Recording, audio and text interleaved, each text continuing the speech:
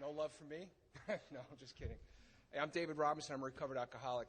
Hey, David! We love you, David! Lots and lots and lots! And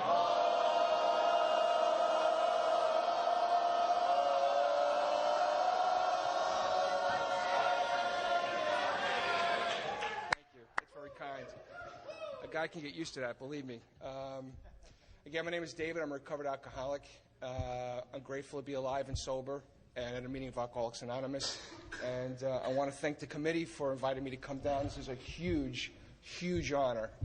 Why Chrissy recommended me to do this, I'll never know. I do know that when the phone rings, you never say no, because the life you save may be your own. You never say no to service, And I take that sign very seriously. When anyone, anywhere, reaches out for help, I want the hand of AA to be there, and for that I am responsible.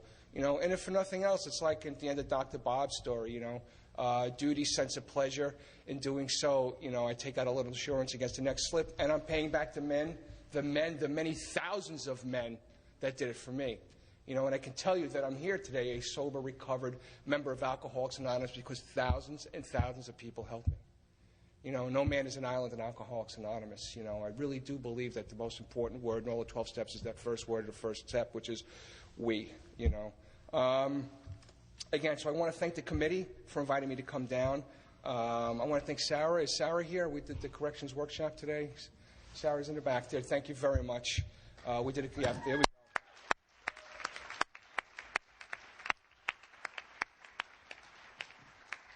We did the corrections workshop together this afternoon. I did my little bit about corrections correspondence, and she got up and blew my doors out of the water. She's done more. She's done more in 6 or 7 years of sobriety than I've done in the 12 few years I've been around. My sobriety date is May 25th, 1994. My sponsor is David Joyce. The lieutenant, his sponsor was Frank Wright, a Sheepshead Bay Group. Frank Wright's sponsor was George Lundy, and George Lundy's sponsor was Bill Wilson. 3 of those guys were members of the Sheepshead Bay Group in Brooklyn, which is, where I got sober. And my sponsors and my sponsor's fortunate enough to have actually been to one of Bill Wilson's anniversaries. You know what I mean? I consider that kind of special to be sponsored by a man like that. I grew up on a Brooklyn waterfront. It was just me and my sister. My dad was a Marine who, I'm not going to call him an alcoholic. Let's just say that when he drank, he was very free with his hands, very loose with his lips, and very free with the furniture around the house. It wasn't Father knows best, believe me. I'm not going to say he was an alcoholic, but, by the end of it, my mother basically ran out of the house. There we go. We'll have them in a couple of years.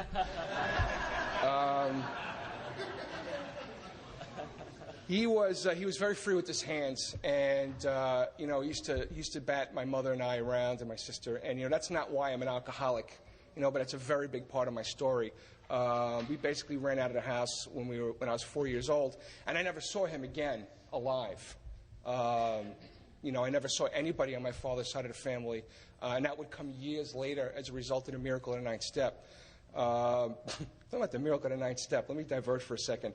I get to my room yesterday, and there's a dozen roses on a table, and I had a rough trip. Now, Ernesto slapped me 3 times. I work on Wall Street. I run a computer department, and we have a server farm down in Boca Raton that I had to shut down and turn back on again. And then I had the privilege of flying into Hurricane Ernesto, or Tropical Storm Ernesto, yesterday, sat in Kennedy Airport for 3 hours.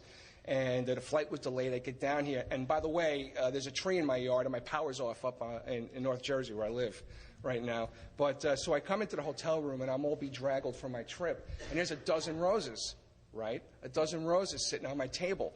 And I'm walking in, and, I have a little bit of fear around this. I got to be honest with you. I have enough, terror in me to light up the city of Chicago right now, And I walk into the room, and I see a dozen roses on the table, right, with this card. It says, remember, faith. Second step proposition. God is everything or God is nothing. What is our choice to be? Bryce, it's all about faith. What am I worried about, And I run downstairs, and I go up to Rob, and I thank him profusely. I go, that's wonderful, a dozen roses. And he goes, don't worry about it, no problem. Did you get your basket? And he walked away, and then I found out a half an hour later, this is from an old high school sweetheart that I know up in Virginia. You know what I mean? So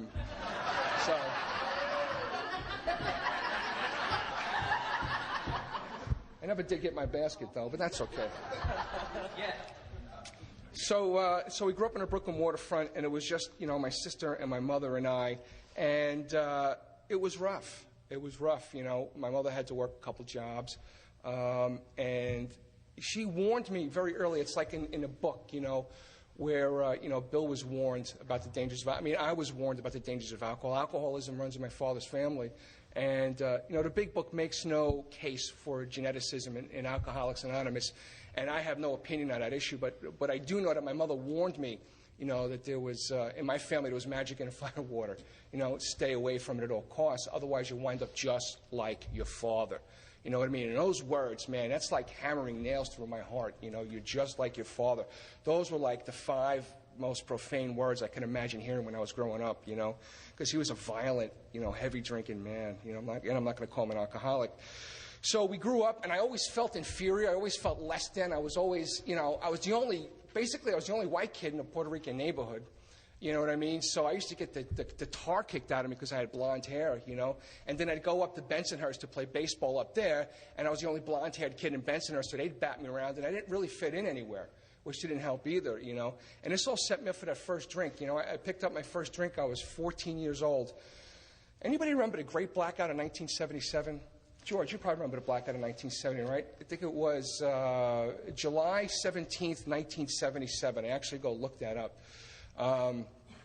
There was me and 2 other kids. We went to Sunnydale Grocery on 3rd Avenue and 68th Street in Bay Ridge, and we chipped in and we bought a 6-pack of Valley Forge beer. Valley Forge beer, I kid you not. It was made in Staten Island. The tagline on a bottle was brewed on the shimmering shoals of the Kilvan Cull. All right? It was like panther urine. It was the most obnoxious chemical you could imagine. And I loved it. I loved it. I loved everything about it. I loved the crack of the bottle, that noise it made. I loved the way it burned my throat. I loved the way it hit my belly and that.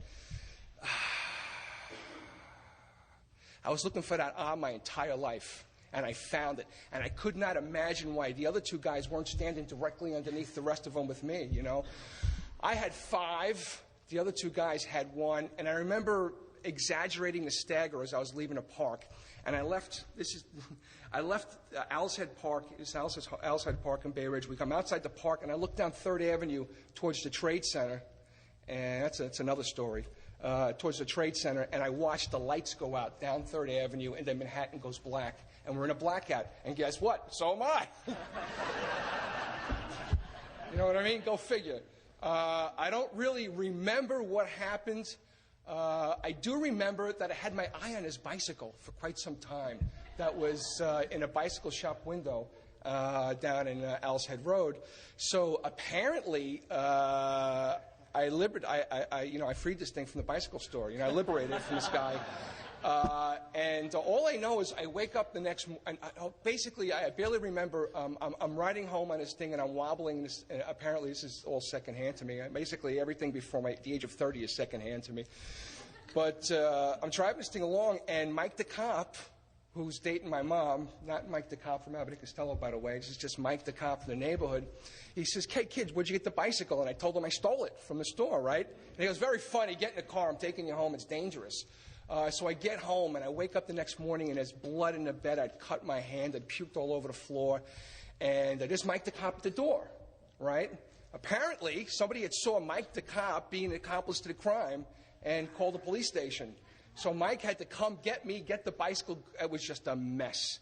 And my mother said the 5 magic words. You're just like your father. And those words, they cut me to the quick. I drank for 5 more years. 5 of the best years of my life were spent in high school, by the way. Not 4, but 5. And just to show you where I was, I had the second highest. I went to a high school called Brooklyn Tech. I don't know if anybody's ever heard of Brooklyn. Anybody here at Brooklyn Tech? Any Brooklyn Tech alumni? Yeah, 5, right? It's actually the second largest high school in the United States, and my dream was to be an engineer. But I just couldn't pull I don't know how people did it, man. I mean, the other kids got up, they put on clothes, they went to school, they sat in class. I mean, I was always worried about going out and getting the next drink. I don't know, from my experience in the park, all I could think about was getting loaded. That's all I could think about. I don't know how these kids were able to focus. I mean, I was cutting class. When I left that school, in disgrace, by the way, I left 4.5 years later with my head down. I had the second highest IQ in the school and the second lowest grade point average. I had a 64 average, 64.9 when I left Brooklyn Tech. You know what I mean? That shows you where I was. I just couldn't pull it together. And I had this big, gaping hole inside of me. I mean, nothing I put inside of this hole worked, man. I didn't know it at the time. It started out with, comic books, then junk food, then junk books, and then booze. And booze was the only thing that fit. And even that stopped working for a while. So I left Brooklyn Tech, and I was devastated because it was my first real failure. You know what I mean? I mean, my drinking was starting to have some consequences. The first couple of years it was fun. Then it started being fun with consequences. And I had to go to the local zone school, Fort Hamilton. That was like the badge of shame. And Tech was such a good school, actually, that I had enough credits to graduate, but I didn't have the time. So I took 8 periods of typing, right, for 1 semester to graduate. And it's funny, you never know what God's plan is for you. But now I work with computers and I can type 80 words a minute, so there you go. So it kind of worked out. And then, being the alcoholic realist that I am, I saw Officer and a Gentleman. I said, that's it. I'm going to fly Navy jets. That's what I've been missing. That's what I'll do. And believe it or not, I went to the local, I better get sober soon, look at this. I went to the local community college, New York City Technical College, and I didn't drink. I just stopped drinking. I put it all down. I was smoking 4 packs of cigarettes a day. I was going out with about 15 girls. I was eating about 30 boxes of donuts, but I was sober. I was fine, Yeah, it's true. I was filling that hole up with anything I could grab.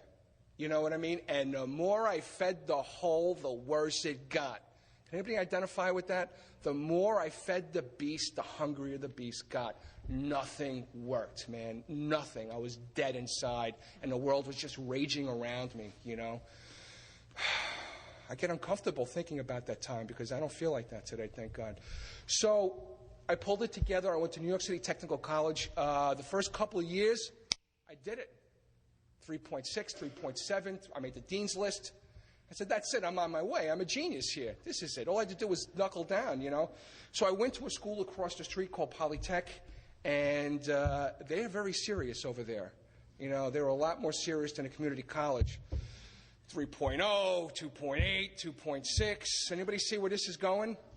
My last semester of college, I was actually not doing too good. There wasn't quite enough donuts and women around to take care of what was really wrong with me.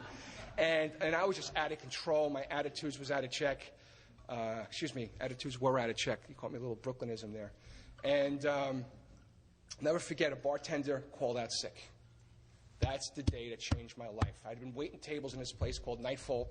This is being taped, right? This local neighborhood establishment that was owned by a local tough guy. Let me put it to you that way. Forget about it. If you know what I mean.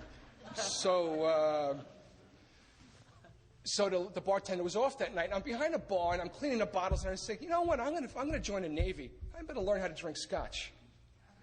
I don't know where that thought came.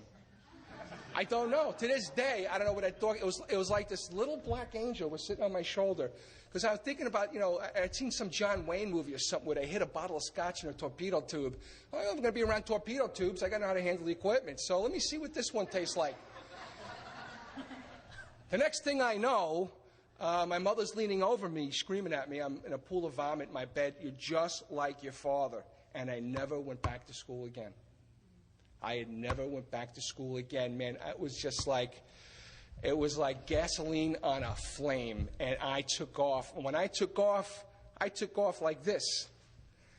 I was 22, actually I was 23 years old because of the delay in high school. I was 23 years old when I left college. In the next 7 years, I lost 52 jobs. I went from job to job to job. I waited tables. I tended bar. I was a bar back. And I worked at some pretty swanky joints. I worked, this is being taped again, right? Okay. But I worked at 3- and 4-star restaurants. The line on David Robinson was this: David, great guy, great with the customers when he's sober, but you can't pay him. You can't give him any money. Because I didn't know, that was the deal. You can't pay him. If you pay him, he won't come back. Right? I didn't know you're allowed to go home with money in your pocket at the end of the night. I thought you had to go to Hurley's is closed. I can say that one. All right? I thought you had to go to Hurley's on 50, I think it's 53rd Street or 51st Street and 6th Avenue, and you had to knock down 15 or 16 doubles before you went home. That's what I thought.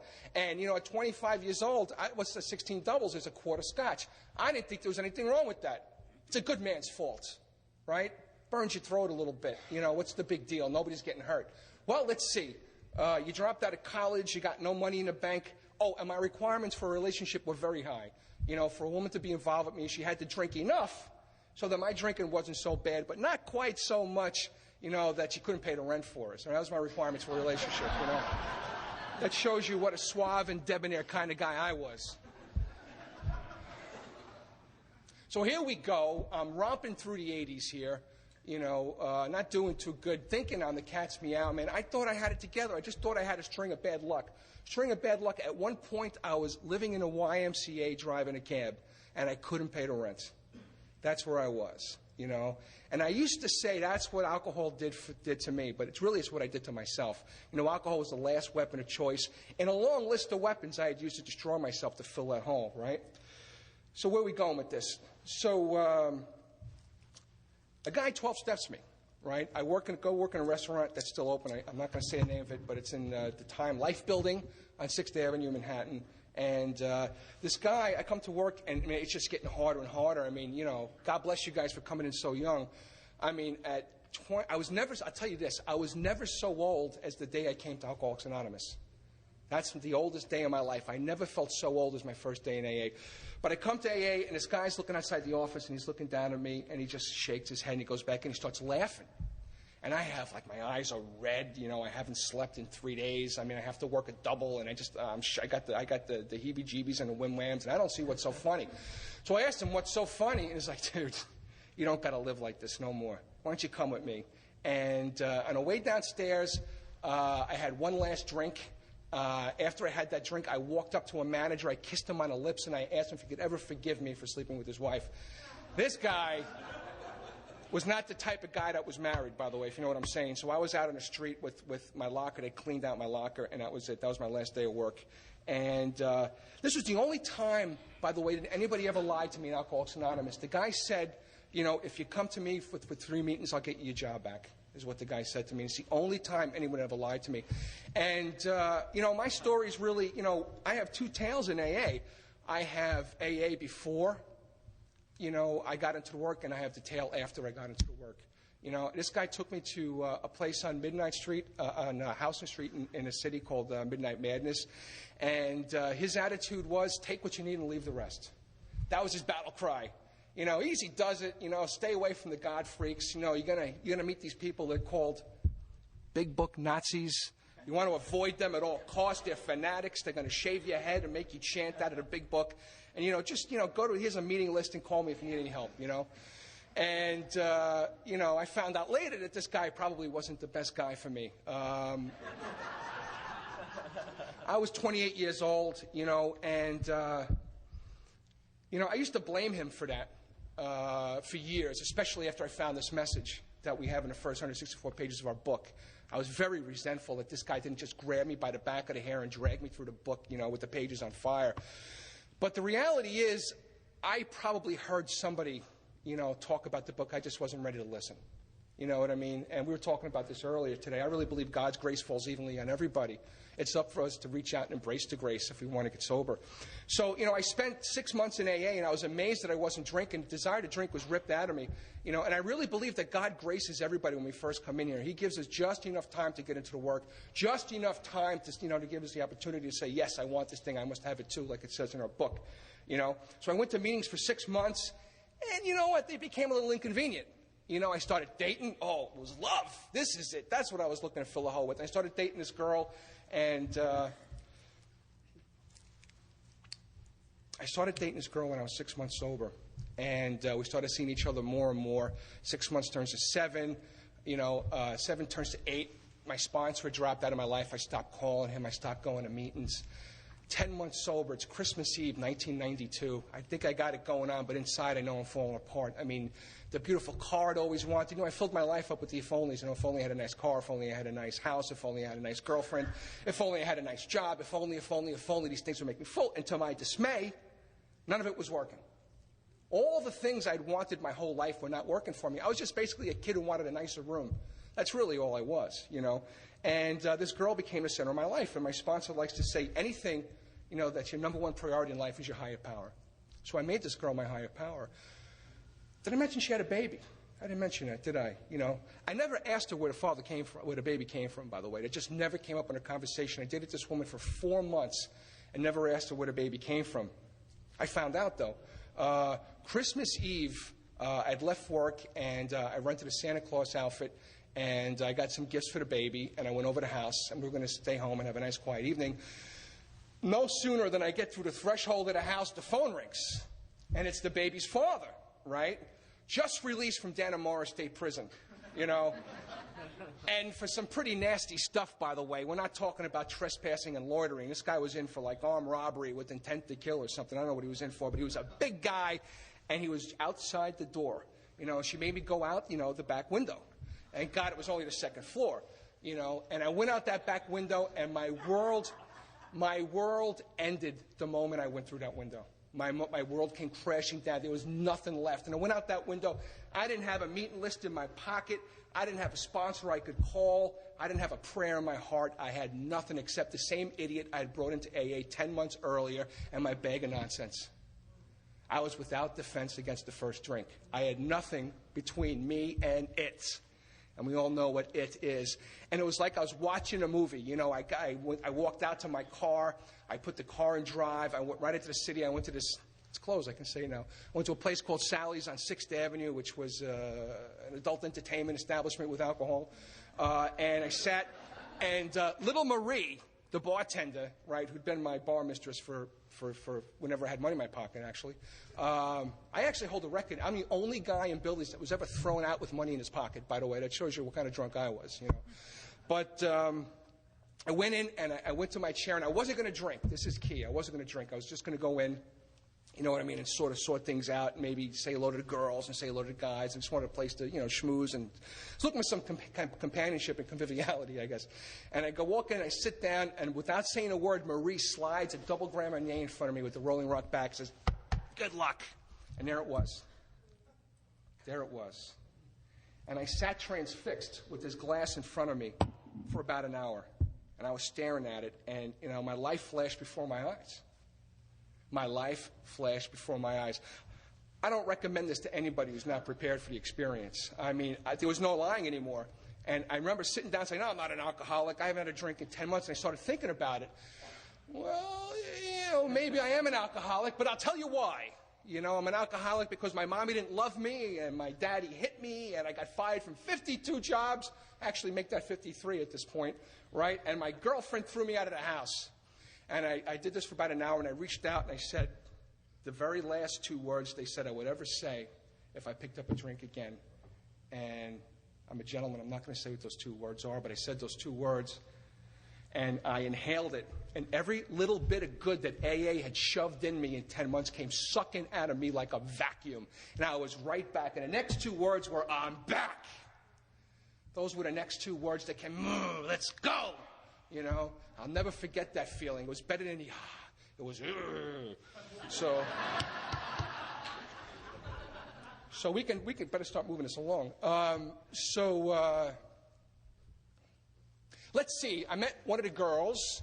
She came home for a visit, introduced me to something else which I had never experienced, and within 6 months, I was living in Owlshead Park in Brooklyn. And the last 6 months of that run, I was actually drinking Listerine and boosting car radios, right? And don't laugh when you hear Listerine. It's actually 86 proof. It's actually the same proof as Scotch. Okay, I got to fess up here. It wasn't Listerine, actually. It was Duane Reade mouthwash, which is the local drugstore. It's a little cheaper. It's, 99 cents. And my breath was not minty fresh, I assure you. My mother and various members of Alcoholics Anonymous attempted to throw a net on me. And I said, no, these guys are all suckers. Look at them. They get up, they go to work, they come home from work. It was the same nonsense as high school, except I was drinking, What saved my life was May 25th, 1994, they found me face down in my box. They pronounced me dead at the scene, in the ambulance again. Apparently, I went into cardiac arrest 7 times. I was 117 pounds, and I was suffering from scurvy, if you can believe that, because I hadn't any fruit and vegetables in close to 6 months. I had lice in my eyes and my ears. I guess they call them ear mites, right? Is that within the ears? But, and I woke up in a hospital, handcuffed to the wall. Handcuffed to the wall. I should backtrack a little bit. My stepfather, who's going to kill me when he hears this, I got to be careful how I say this because it's being taped. Let's just say that my stepfather knew some boys in the neighborhood that had me constrained against my will for a couple of weeks. And one of these guys was a sober member of Alcoholics Anonymous who stayed outside my door for 2 weeks. And Vito's job was to break my legs if I went out for a drink. So you might say I had an intervention. True story. So I woke up, handcuffed to the wall, and I remember my first time around in Alcoholics Anonymous, this is important, my first time around debating the various levels of surrender one must transcend through to get to the nirvana of the second step. Can you imagine? Can you imagine this kind of tripe coming out of somebody's mouth? But this is the way it was. I sat in the back with the psychologist in inventory row in the back, and this is what we talk about. And I remember looking up at the wall saying, okay, I get it. What's next? What's next? And I'm hanging on the wall here. I mean, I don't know if you try, trying to sleep with your arm up in the air like this. But in through the door walks Joe with a big book under his arms. Whoa, excuse me. With a big book under his arms. Now, I'll tell you something about Joe. Joe is the guy that used to sit in the front of the room and talk about God and scare the crap out of me. You know what I mean? I remember, one time sitting in a meeting with Joe at home group and getting really upset. The more he talked about God, the more I would hop my chair away from him. And I just harumphed myself literally to the other side of the room. See, I'm knocking the water around. I'm sorry about that, guys. And Joe comes up to me one day. He goes, kid, you look perturbed. What's on your mind? I said, it's against my constitutional rights to hear about God in a country that professes, religious freedom. He goes, really? What's the matter? Don't you believe in God? I go, no. He goes, for something you don't believe in, you're getting awful angry, is what he said to me. And all I could say was, oh. I was thinking nothing really profound to say to him about that. So Joe comes into the hospital with the big book of Alcoholics Anonymous under his arms. And I was expecting to get a lecture from him. And he said, kid, how you doing? And I said, I ain't doing too good, obviously. What are you doing? He goes, I ain't doing too good either. I just found out I have throat cancer. And I'm going to die, kid. And I got to work with somebody, or I'm going to drink. He goes, do you mind if I tell you my story? I still get goosebumps. Do you mind if I tell you my story? He did no preaching. He didn't speak down to me from any intellectual mountaintop. He told me his story, right? And Sarah, God bless her, she was talking this morning or this afternoon about being jealous of people that are able. This guy drank until he was like 50. I couldn't believe it. How do you do that? How do you drink till you're 50 and not wind up handcuffed to a wall? That's really what I wanted to know at that point. How can I do this and not wind up handcuffed to a wall? So Joe told me his story, and, his story couldn't have been any different than mine, but they couldn't have been more similar. And finally, when we got to the end, I'm like, wow, what do I got to do? And he said, I'm glad you asked. And he took out the big book of Alcoholics Anonymous, and we read the book, paragraph to paragraph. And you'd think the son of a gun would let me off the wall, but, they were keeping a pretty close eye on me. We read the big book of Alcoholics Anonymous in 14 days. And God bless him for doing it. It changed my life. You know what I mean? He said, put a star next to everything in that book that reminds you of yourself. I had 267 stars in that book. I still have that book. First 63 pages basically asked me one question over and over and over and over again. David, are you a moderate drinker? Are you a heavy drinker? Or are you a real alcoholic? You know, for real alcoholic, you know, Bill used all kinds of phrases, alcoholic of our type, alcoholic of our variety, alcoholic of our description, on and on. But are you one of us? If you are, you're screwed. You know, unless you may want to try what we found. That might help you. So we got to the jumping off place, page 63. Goes, kid, are you in it or not? And, you know, I did it. And here's the thing. Here's the big secret. Here's the thing I was looking for my first time around in AA. I said a third step prayer to a God I didn't believe in on page 63, but he believed in me. That's the miracle of this thing. I felt like a total fraud getting down on my knees and saying that prayer with him. I felt like a total fraud, you know. And I got up from that, and he handed me the notebook, and we got to work. And we did that fourth step, you know, and we did the 4 columns, just like it's outlined in a book. You know what I mean? And when it got time to do that fourth step, you know, I thought I was going to get to tell this man my life story. And he's like, kid, I don't care about your life story because you've been telling your story your whole life. Read me that 4th column. Where are you? Selfish, self-centered, dishonest, and fearful. That's all I care about. You know, fear is the evil and corroding thread. And he beat into me over and over again, page 62. You know, selfishness and self-centeredness, that we think is the root of our problems. He beat that into me over and over again. And they let me out. 14 days later, I was out making 9-step amends. You know, and I got to tell you, it's kind of difficult to make 9-step amends when you live in a Brooklyn men's shelter. You know, I spent 6 months in the Brooklyn men's shelter and then 6 months in a furnished room. And Joe made it to just about my first anniversary before he passed on. You know, but he got to give me my coin at my first anniversary, you know, which was very cool. That's what it was like, what happened, and what it's like now. Well, let me tell you a little story. I started working with another guy, a man by the name of David Joyce, who I mentioned earlier. And we've been working with David since 1995, so I guess he's been my sponsor for the last 11 years. And he was a real good influence on me, and he couldn't have been any more different than I was. David's a retired New York City lieutenant. You know what I mean? And I know some of you may not identify with this, but I got a little problem with authority. You know, I don't get along well with cops, you know. God love them. I'm not one of those idiot cop haters at meetings if there are any troopers or policemen around. I mean, no offense, but I just have a real problem with authority. And it's just like, again, our stories couldn't be any more different, but we couldn't be any more identical, and we couldn't love each other more. You know what I mean?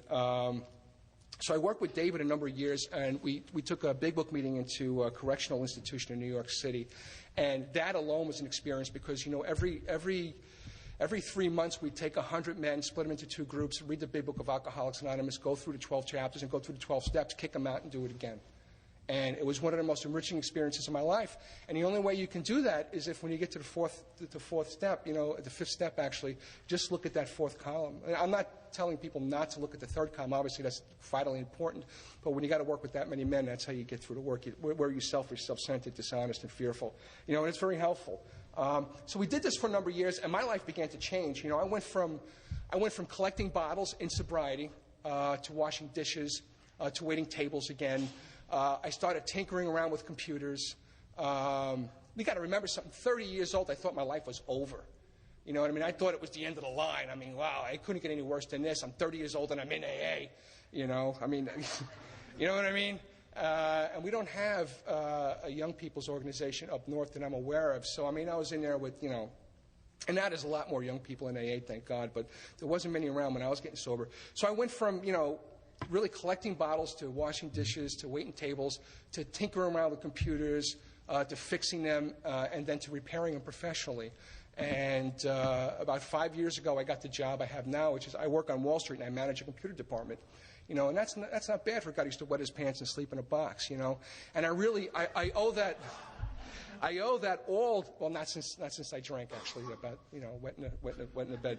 But I owe that all to Alcoholics Anonymous. But I tell you, one of the greatest events of my sobriety was when I was 7 years sober, feeling very much the accomplished sober member of Alcoholics Anonymous. I got in front of my home group and I took my coin and I thanked my sponsor and I told everybody how wonderful it was to have gone through the steps so many times with so many men. And my sponsor interrupted me. It was about 150 people in the room, and he said, "Excuse me?" I said, it's wonderful to have gone through the steps so many times. He said, "Have you actually finished your 9th step, David?" I go, "What do you mean? Have you finished it?" I go, "Well, no." He goes, "Then sit down." You know, because he was getting pretty fed up. And the reality is, here's the reality. The reality is that I was coasting. And, you know, I ride a bicycle. Any fellow bicyclists in here? Yeah, anybody like to ride the bicycle? I'm a cyclist. I'm an amateur one, but I love to ride. And the only way you can coast is downhill. You don't coast uphill. You know, I had just bought, you know, my first car in sobriety, and it was a luxury German automobile. And I bought it basically so I could, you know, cruise in front of the sober coffee shop and look cool. That was really why I bought the car, to be perfectly honest with you. I could tell you that 5 years down the road. I mean, talking about an ego. I mean, how'd you like to get sober with this guy, right? So that's where I was going. I just bought my own apartment, and my sponsor, you know, I actually had to take a look at my 9th step again, and I still owed about $50,000 in 9th step amends. And all these people were on a $20 plan. Like I was saying, this one $20, that one $20. And my sponsor suggested that, you know, I get honest financially, and I cleared my bank account out, and I paid back everybody I owed. You know, and I got that back like 10 times. That's the amazing thing, you know. In a few short years later, I mean, it's like this thing in AA. You know, you put a quarter in a meter of sobriety, you get back $10. It's just unbelievable. No matter how much you give, you always get an overwhelming amount back. You know.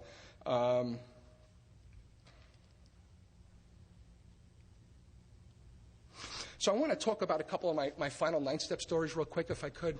The last wedding I remember my family inviting to was my cousin's wedding, and I got very drunk.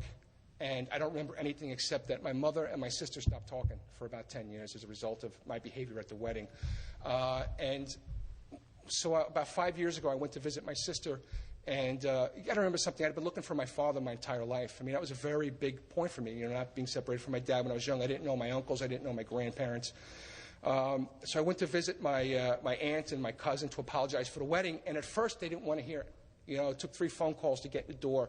You know, this is why I'm so used to pointing at the steps. I'm sorry. This is why step 9's on the bottom. You have to be ready for it, good and bad. You know, I did the easy ones first. The hard ones are the ones that really bring you home, you know. So I went and I made this amends, and I went to the door. And at first, they didn't want to let me in. Then they let me in, but they were hemming and hawing. And then they showed me the pictures of me. Any small children in here? Taking a leak on a wedding cake. And they had this in black and white and video, and they made me watch it over and over and over again. I mean, I don't even remember it. And the thing about crow is, you know, crow is best eaten when it's fresh. When it's 10 years old, it's really ugly and it gets rancid. And I made the amends, and I told them that I was, you know, a sober member of Alcoholics Anonymous. And is there anything I can do to fix this? I mean, I know I destroyed your wedding, but is there anything I can do to fix it? And they were actually pretty cool about it after the point. And the night went, I'm not going to tell you it was peaches and cream, and they welcomed me back the first day, although that relationship has been repaired. But my Uncle Jimmy pulled me aside at the end of the day, and he goes, David, if your mother knew that I gave this to you, she'd kill me. But, you know, your mother and I haven't spoken in a number of years. I know where your Aunt Margaret is. And he knew where my father's sister was. And she was in Jacksonville, Florida, as is the rest of the family. So I ran home with this number, and I sort of felt a little bit like the Dead Zone with Stephen King, like I had this number from 50 years in the past. You know what I mean? I didn't know if it was the appropriate thing to call it. So I called it, and I introduced myself to my Aunt Margaret, and she was really pleasant. She gave me the lowdown on the whole family. She goes, but I got something to tell you. It's kind of embarrassing, but you have a right to know. You know, your father had a twin brother, Uncle Gussie. I go, really? She goes, yeah, and today is his first day in rehab. You know, and I said, oh, that's wonderful. You know what I mean? So she didn't get the joke, but I thought it was pretty cool. So I went down a few weeks later. I met the entire family, and, you know, it was wonderful, except for Uncle Gus, who was, you know, in rehab and washing school buses. Apparently, you know, the state of Florida had a thing in him also. And I went down a month later. I met my Uncle Gus, and it was cool. I was spending every other month in Florida taking my Uncle Gussie to AA meetings. And it was a lot like taking my father to AA, because he looked like my uncle, like my father. He acted like my father, and he sounded like my father. You know what I mean? He actually was identical, except he's about this big. You know what I mean? The last 9th step amends I had, which was huge, was there's a deli I used to work for in Brooklyn back in the late 70s, and I wasn't a big-time robber. I was a cash register thief. You know, I used to go out on deliveries with change of a 20, and I'd never bring the change back. You know what I mean? And the 12 and 12 talks about alcohol as being a rapacious creditor, and they were wrong. My sponsor's a rapacious creditor. My sponsor charges 30% interest on loans. So we sat down, we did the math. And we figured out that I owed this guy about $1,000. Right? So I actually had to go look this guy up, and it turns out that this poor guy had passed away a couple years earlier. But I found his wife in Staten Island, and his wife agreed to see me after 3 phone calls. Again, think about 9 steps. You've got to be careful. I mean, we do wreckage in our past. These people aren't exactly happy to see us. You know what I mean? We have to make a case in some cases, except when to do so would injure them or others. But I didn't even tell her I was in AA initially. I just told her that I was, at a point in my life where I was re-examining my past behaviors, and I just wanted to clear things up, and would she mind, making some time for me? And I went and I saw her at a job in Brooklyn. She worked for the phone company, and she came over to me very trepidatiously. I can tell that she was a little concerned. Think about it. Some guy wants to see you with, what the heck does this guy want? And I told her what I had done to her. I offered her this money. And I asked her if there's anything else I could do to make things right, for the harms I had done them. It turns out that not only did they lose that delicatessen, but the father died a helpless and hopeless alcoholic. And she had a daughter and a son, and they had just canceled the daughter's prom because they didn't have any money for a dress or a car. So I was able to hand this woman money, and I'm not going to say she was grateful to see me, but I am going to say she was grateful to have that envelope in her hand. You know what I mean? And I went back to my car and I wept like a baby.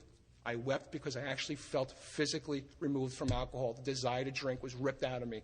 You know what I mean? Like our book says on, page, I think it's 84 or 85, we're placed in a position of neutrality, neither fighting nor afraid. You know what I mean? That the feeling will just come. We don't have to fight for it. I was recovered from alcoholism on that day. And AA to present day is, if I was any more serene, I'd be dead. You know what I mean? I got a terrific life. I just got my braces off 6 months ago. Just for the new people, when you're spiritually pure, your teeth straighten out. That's what happens. Actually, I stole that from Clancy, actually. That's not mine. I graduated from Pace University. I was the second oldest graduating student in the graduating class. I graduated second in my class. And I just started Columbia University for my graduate degree, which I'm very pleased at. And it's not about the cash and prizes. Thank you. It's not about the cash and prizes, and it's not about the fancy cars. It's about my relationship with God. I walk with God. I got this. I try to walk with God. I do my best to be a loving example of His healing power. Again, this card and a dozen roses. Remember, faith. Faith is what got me here. Faith is what keeps me here. And faith is what keeps me coming back here. And I got to tell you, you guys have been so wonderful, so loving, so terrific, so supporting. I want to thank the committee. I want to thank the taper. Tapers never get thanked enough. And I want to thank you guys for letting me tell you my story. Thank you so much.